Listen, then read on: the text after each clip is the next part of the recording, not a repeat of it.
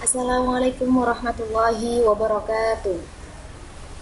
Halo teman-teman, perkenalkan nama saya Ikvina Manhajana. Pada video saya ini, saya akan menjelaskan mengenai materi lapisan bumi untuk kelas 12 SMA. Selamat menyaksikan.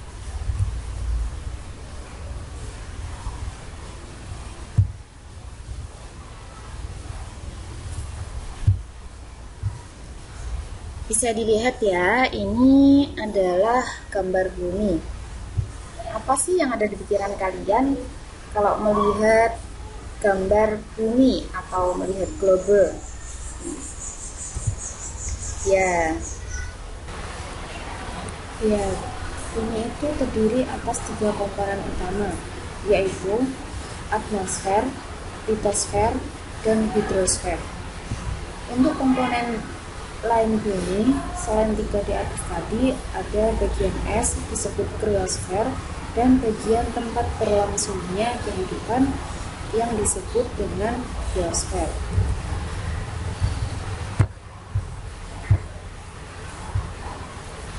Yang pertama yaitu atmosfer. Atmosfer merupakan lapisan uap yang menyelimuti bumi. Atmosfer bumi terdiri atas campuran dari gas serta sedikit cairan dan padatan yang menyelimuti bumi mulai dari permukaan bumi hingga luar angkasa. Atmosfer saat ini merupakan campuran dari beberapa gas dan sebagian besar tersusun atas gas nitrogen yakni sebesar 78%. Oksigen menyusun 21% atas atmosfer, karbon dioksida, argon, dan beberapa gas lain menyusun sebagian kecil dari atmosfer. Selain gas, pada atmosfer bumi juga terdapat padatan dan zat cair dalam jumlah yang kecil. Salah satu padatannya pada atmosfer adalah debu. Struktur atmosfer ada 5. Yang pertama troposfer, stratosfer, mesosfer, termosfer, dan eksosfer.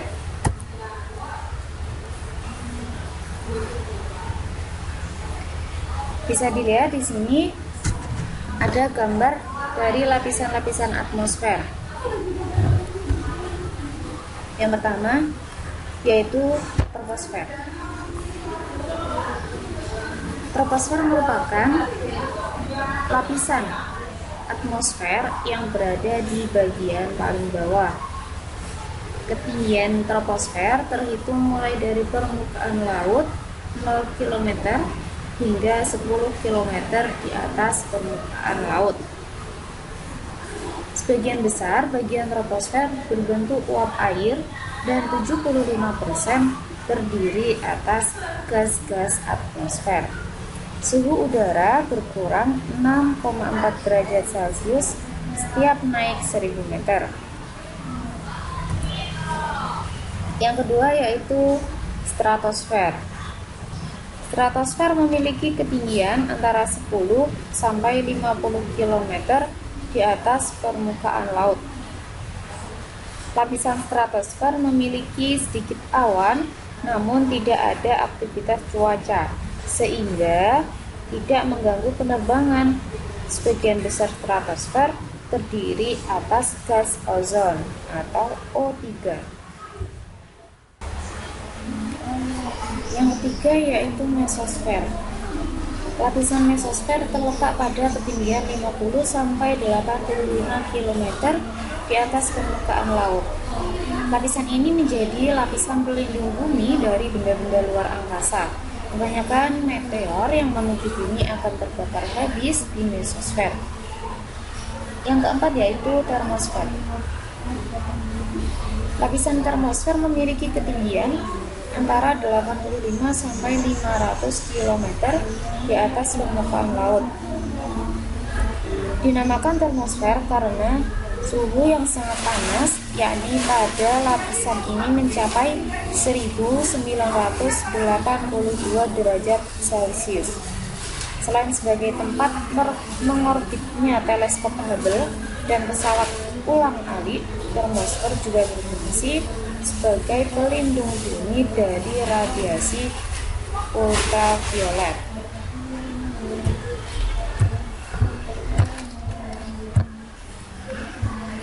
Yang terakhir yaitu eksosfer.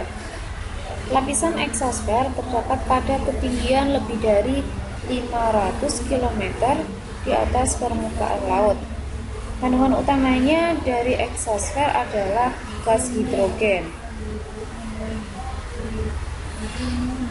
Lapisannya sangat tipis.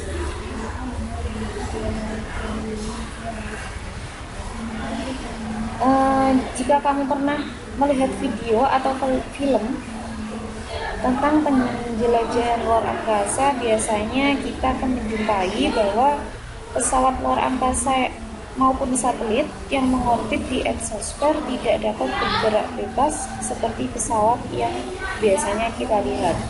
Nah, hal ini disebabkan eksosfer memiliki sedikit molekul, sehingga gaya tekan udara itu sangat rendah dan mengakibatkan sayap dari pesawat luar angkasa tidak berfungsi, dan pergerakan dari satelit atau pesawat luar angkasa tersebut bergantung pada mesin udaranya. Selanjutnya yaitu cuaca, merupakan keadaan atmosfer di suatu tempat yang tidak luas pada saat tertentu dan biasanya tidak berlangsung lama. Unsur-unsur cuaca ada 7.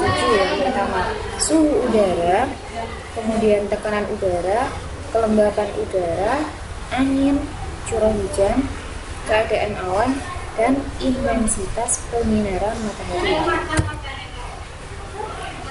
Tekanan udara merupakan tenaga yang bekerja untuk menggerakkan massa udara dalam setiap satuan luas wilayah tertentu. Alat ukurnya disebut dengan barometer. Semakin tinggi tempat, maka tekanan makin berkurang. Seperti ilustrasi tentang pemain panjat pinang, tekanan udara di dekat permukaan bumi juga lebih besar. Besarnya tekanan udara akan berkurang seiring dengan bertambahnya ketinggian atmosfer. Ketika kita sedang mendaki gunung atau berada di daerah pegunungan, akan merasakan kesulitan untuk bernafas seperti biasanya. Nah, hal tersebut terjadi karena di daerah yang lebih tinggi jumlah molekul udara termasuk oksigen semakin sedikit. Isobar merupakan garis khayal pada peta yang menghubungkan tempat-tempat di permukaan bumi yang memiliki tekanan yang sama.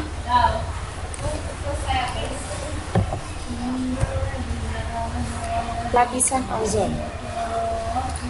Lapisan ozon ini terdapat pada lapisan stratosfer yang berfungsi untuk menyerap sebagian besar radiasi ultraviolet yang ada di atmosfer, sehingga melindungi bumi dari radiasi matahari dan bahayanya. Konsentrasi ozon di atmosfer berubah setiap waktu. Gas CFC atau fluorokarbon sangat mempengaruhi konsentrasi ozon, dan menipisnya lapisan ozon menyebabkan meningkatnya penyakit kanker dan katarak pada manusia, merusak tanaman pangan, dan meningkatkan kadar karbon dioksida di udara. Bisa dilihat ini merupakan proses pemecahan molekul ozon oleh CFC. Ketika CFC berada di atmosfer, sinar ultraviolet memecah molekul CFC. Kemudian, atom klorin yang bebas akan mendekati dan memecah molekul ozon. Satu atom oksigen berikatan dengan klorin, sedangkan sisanya akan membentuk molekul oksigen.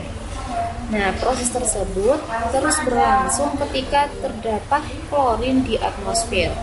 Senyawa yang dibentuk oleh reaksi klorin dan atom oksigen tidak dapat menyerap radiasi matahari, dan akibatnya akan semakin banyak ultraviolet yang sampai ke permukaan bumi. Dan ini merupakan gambar perubahan lubang ozon. Menurut hasil pengamatan NASA menunjukkan bahwa lubang ozon semakin membesar dari tahun 1980 hingga tahun 2010. Pada gambar tersebut terlihat warna biru tua menggambarkan konsentrasi ozon yang paling rendah. Dan gambar tersebut dapat diketahui bahwa dari tahun 1980 sampai 2010, luas atmosfer dengan konsentrasi ozon rendah semakin meluas, dan hal ini menunjukkan dampak serius dari penggunaan CFC. Terima kasih, semoga bermanfaat video yang telah saya sampaikan. Wassalamualaikum warahmatullahi wabarakatuh.